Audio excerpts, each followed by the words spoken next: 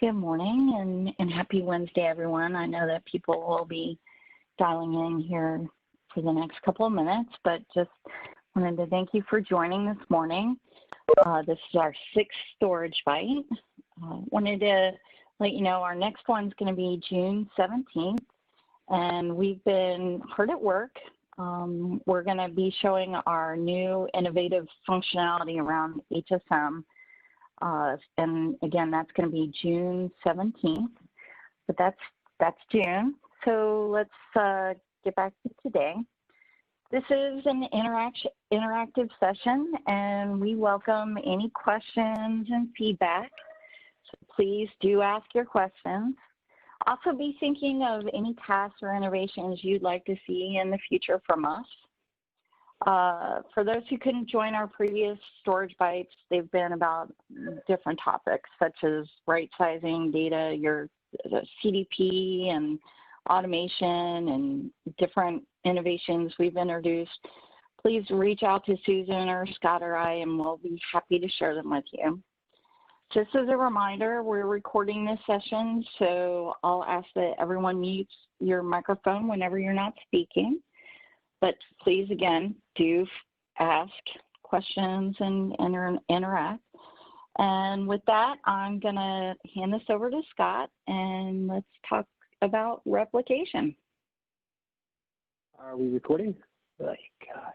Yes, we are. Excellent. Okay. So good morning. I'm Scott. Talk a little bit today about storage resiliency. I made this presentation it's intentionally neutered to try to avoid using any particular storage vendor's terminology. So I tried to use very generic terms. But over the course, if you have any questions, I will try to answer them in terms of the storage that you might have. That's all fine. So just, just say, hey, Scott, I got a question, and I'll be glad to pause. So talk a little bit today about storage resiliency concepts. What does it mean? How does it work? And more specifically around replication. There's two kinds of replication, synchronous and asynchronous. Thank goodness there aren't more. And then compare and contrast those concepts and a simple example, because nothing is ever all that simple, but sometimes a simple example can help you extrapolate and understand where things are going in your site or where maybe you should be taking things. So I looked up resiliency in the dictionary, and I liked this one particular definition. So resiliency is the capacity to recover quickly from difficulties. So for storage, there are many ways to become more resilient, right? Obviously, the better the box, the more resilient it will be. Storage on the mainframe side, and this has definitely been adopted on the distributed side, has become far more resilient than the early days. Somebody had posted on Facebook, I probably should have taken a picture here of them loading up an old IBM, one of the original 1 megabyte disk drives that weighed about a ton onto an airplane for delivery to a customer. But to start with, storage could be made more resilient by solving internal problems, right? Building the box better, rather than just taking one really large hard drive, which I kind of have, shown on the left, which might come out of your, server, your workstation, or your laptop. You can arrange those in special ways, RAID.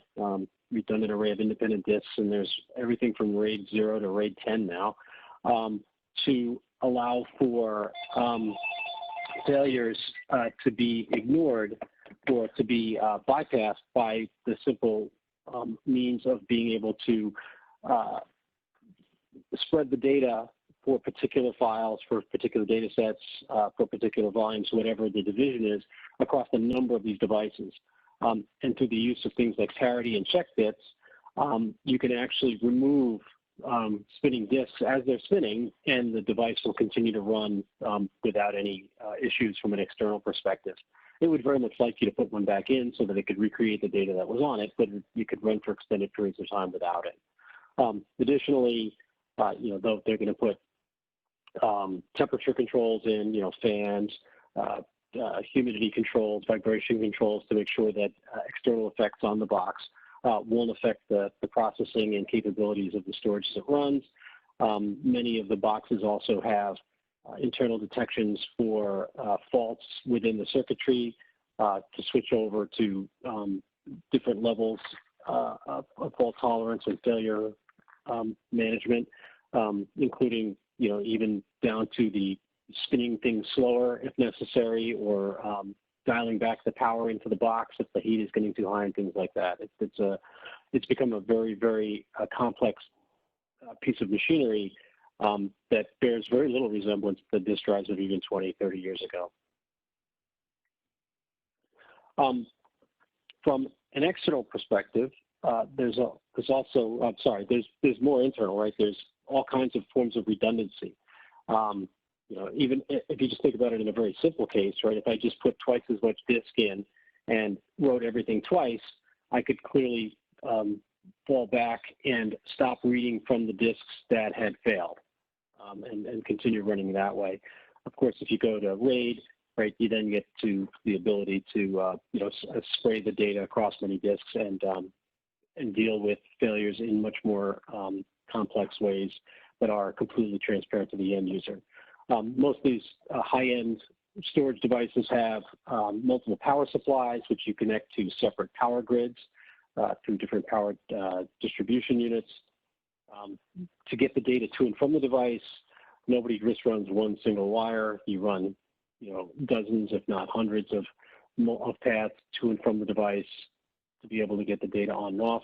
The control hardware and firmware in many cases is duplex, if not more, right? The software inside the control hardware is fault tolerant and will restart and fail over to the other one if necessary. And of course, there's cache, which holds onto the data, and the control hardware and firmware will stop using failed devices within the box and move data around. So, it's very complicated. It's it's highly resilient, and it helps maintain your data even in a box that might have been failing or has failed for a long period of time. Each of these strategies can impact performance and throughput. In most cases, they've built them in such a way that they actually improve performance and throughput.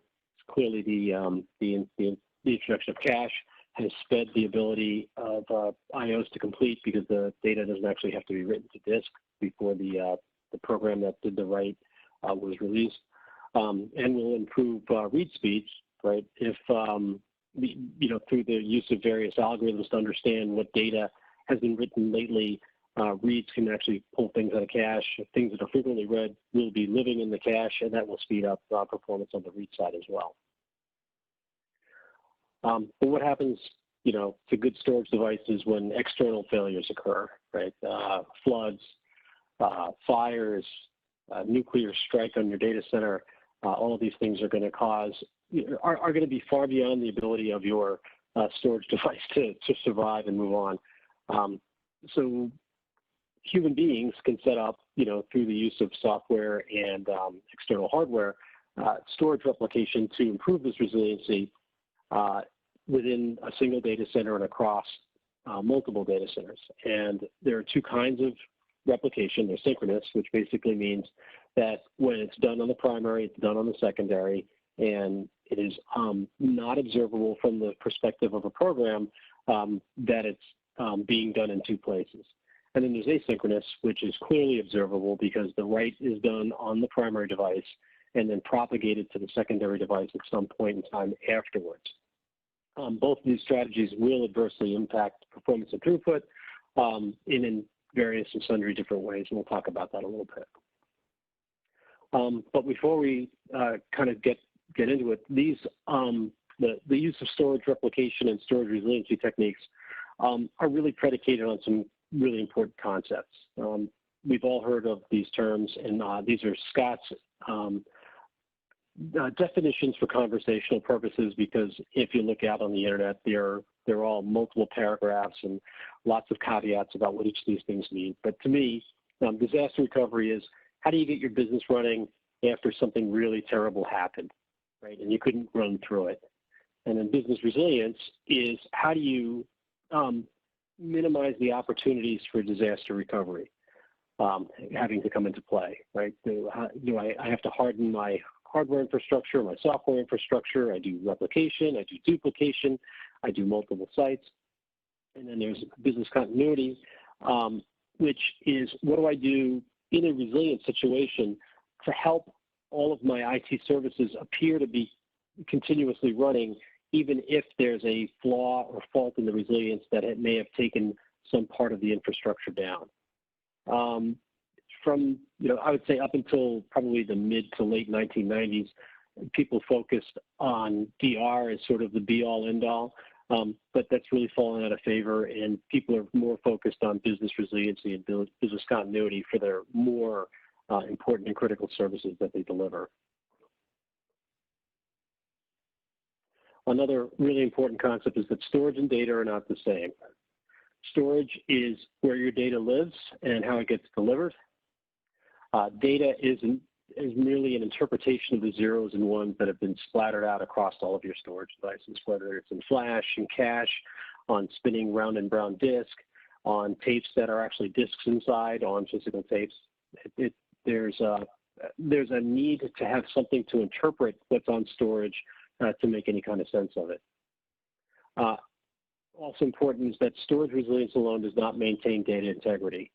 We talked a little bit about this on some of the prior Storage Bytes and will be good fodder for future ones. Data integrity requires a rather 360-degree approach to maintain. And so storage resilience is an important part of that, but does not do all of it. And then from a business resilience and a business continuity and even disaster recovery perspective, there are two important metrics that you should be driving towards when building your storage resilience and your overall IT resilience as well.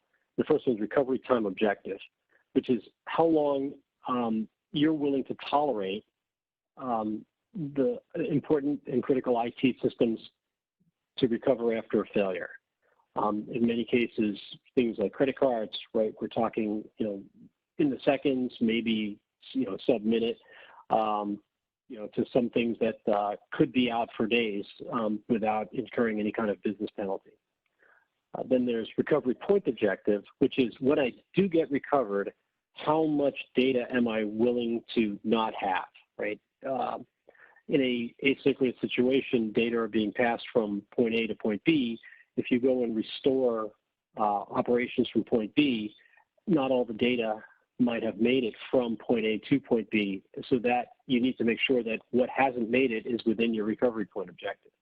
And typically, this means you're willing to go back in time, whether it's 5 minutes, 5 hours, 5 days, or 5 months. What can your business tolerate in terms of a restart? Some more concepts: consistency. Applications really care about consistency. If you are propagating data changes from one place to another, they really do have to be applied in the same order on the secondary storage as they were processed on the primary.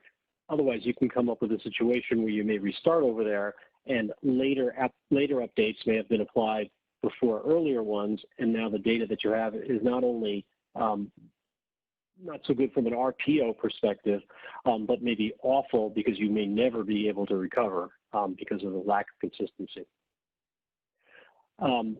Because of this, right, there's a lot of strategies that are done within the storage network and within the storage devices themselves to help maintain this.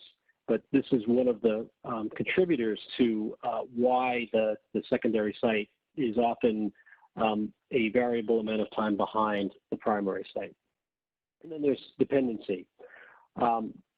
There are sets of the CKD architecture and the storage devices support this concept of dependent rights, where I'm updating a database and I'm updating the log. And I can't allow the update for the database to occur without the update to the log, and vice versa. So it's an all or nothing kind of process.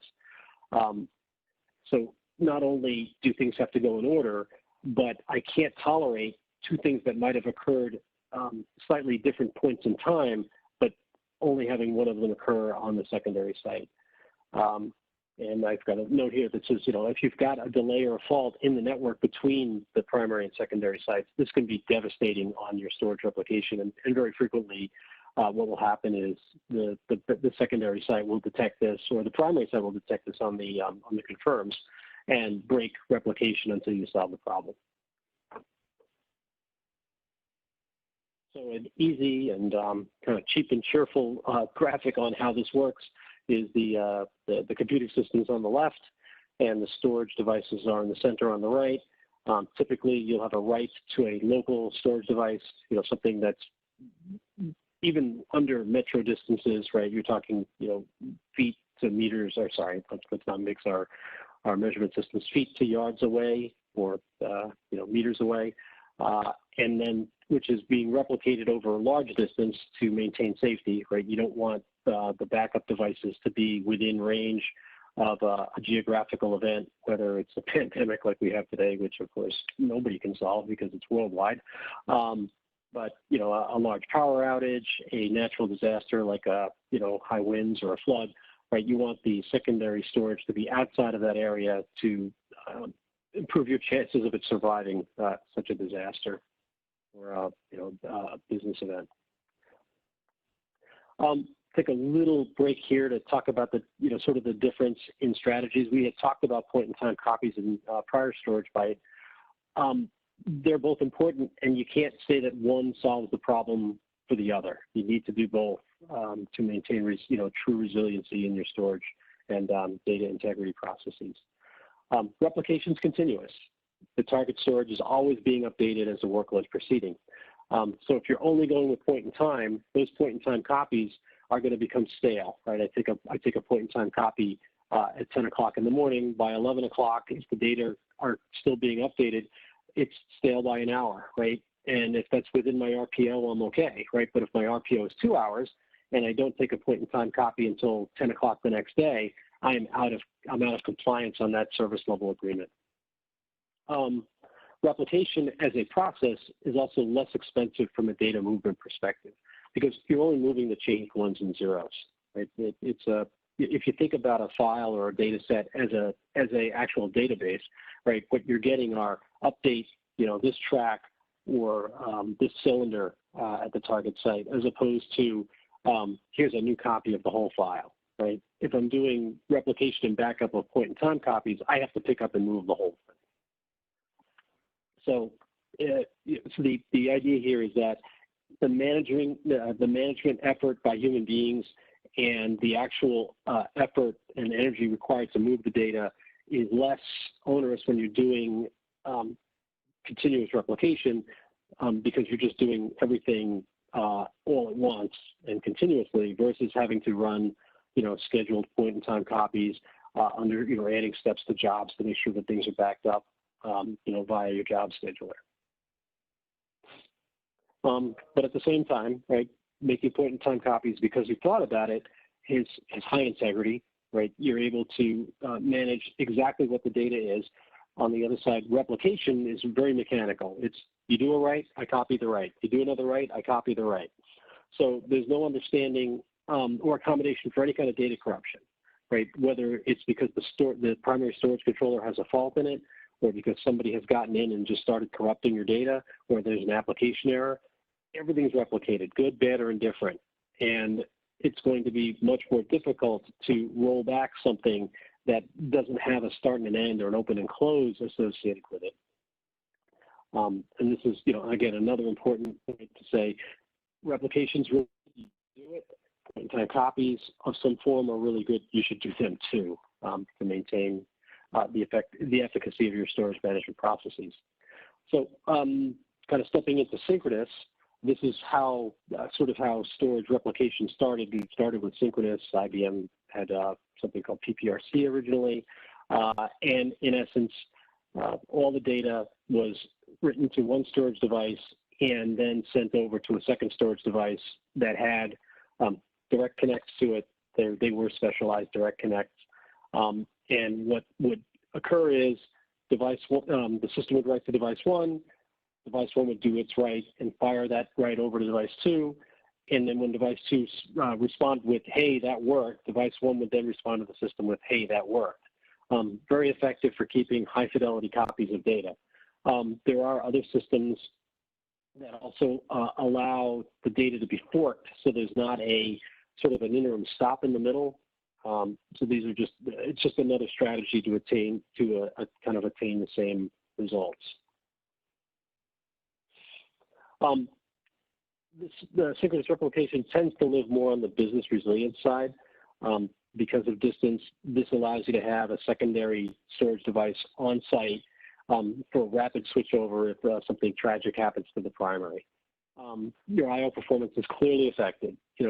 Whether you're doing forked I/O, it's only going to perform as well as a slower device, so everything will slow down. Obviously, on the round trip, right, you've got extra hops and I/O time because the first one's going to do it. He's going to fire to the second one. He's going to wait for that round trip to come back. And the speed of light is a really limiting factor here. The further the distance of the secondaries from the primaries, the longer you're going to wait. I think PPRC and other synchronous strategies were limited to something like 50 kilometers originally, and I think that there are some strategies that allow it to be at least have some ability to run up to 300 kilometers.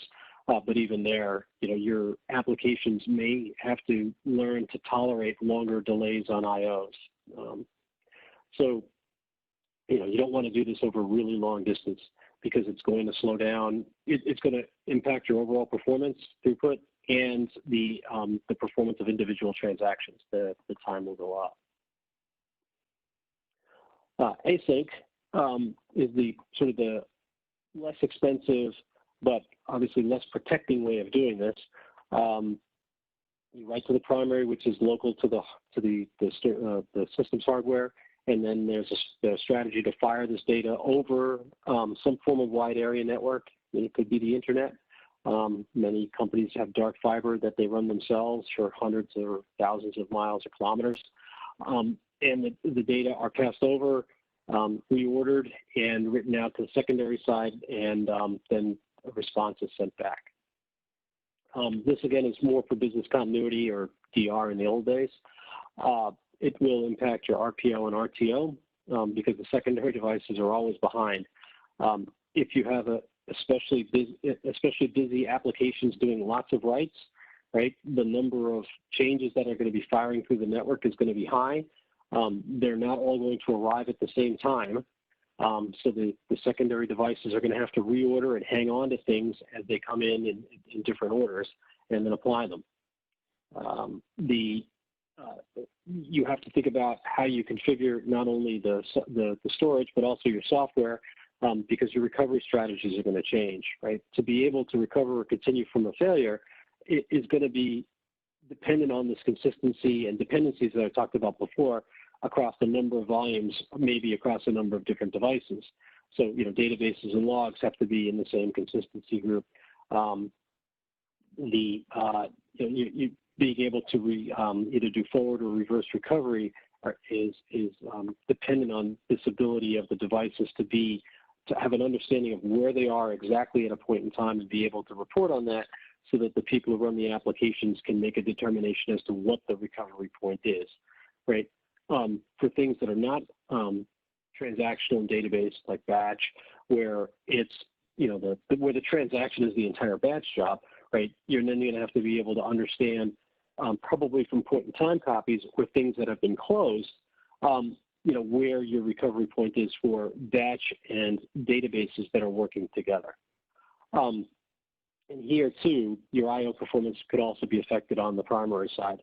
If the secondary devices fall too far behind, the IOs are going to get paced, right, because you're going to fill the network with updates, and that's going to slow things down on the primary side as well.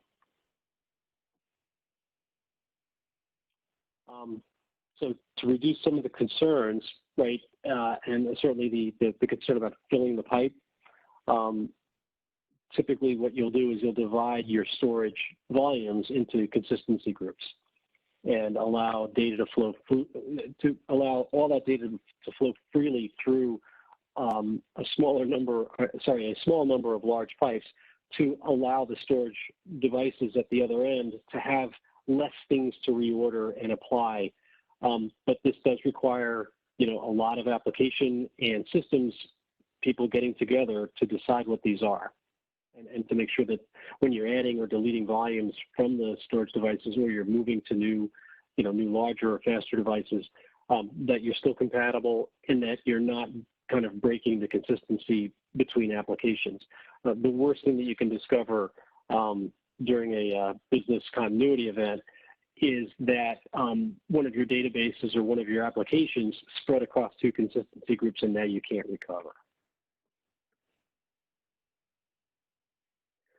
So a little contrast here between synchronous and asynchronous. And I'll think this is more an exercise left to the reader. Just start talking about the important factors here.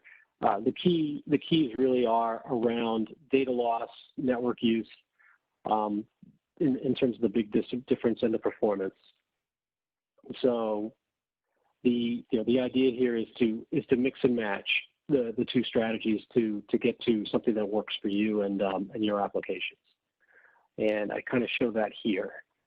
So a simple strategy is to use synchronous locally to prevent against the failure of one of your storage devices. So if the primary fails, you can immediately switch over to the secondary and not have any sort of end user impact. You may lose some transactions because things time out, but you're not going to lose any data, certainly any data that has been changed or updated. And then use some sort of asynchronous form to protect data and transfer it over to a data center that's hundreds or thousands of miles away, to another site that has the equivalent computing equipment, and there is synchronous replication going on over there, so that if there's a failure at site one, or if you want to have a flexible site relocation plan, right, you could flop between site one and site two with an order, if you have an orderly shutdown or orderly quiesce point in those applications, and you allow the asynchronous pipe to empty during that period of time. One of the things that I will not put in slides, but I will say, is that with this sort of set of strategies, you can buy your way out of any problem as long as you have infinite money. You can always buy more hardware capacity. You can always buy more storage capacity. You could do, beyond secondary copies, tertiary copies. You should turn on the various CDP solutions that are out there, and you should probably have some strategies around point-in-time backups as well, to maintain the highest level, or at least the level of data integrity that you need. So in summary, storage replication it's an important part of your healthy breakfast in maintaining your business resilience and business continuity plans. They're similar. Synchronous are similar in terms of how you set them up and how they run, but they do have important differences in the end result, and they do support different parts of your resilience and continuity continuum, right? And like I said, one is more biased towards continuity, one's more biased towards resilience. And this is not the be-all, end-all to maintaining, a highly resilient data center. It's not just storage replication. You need other forms of resilience.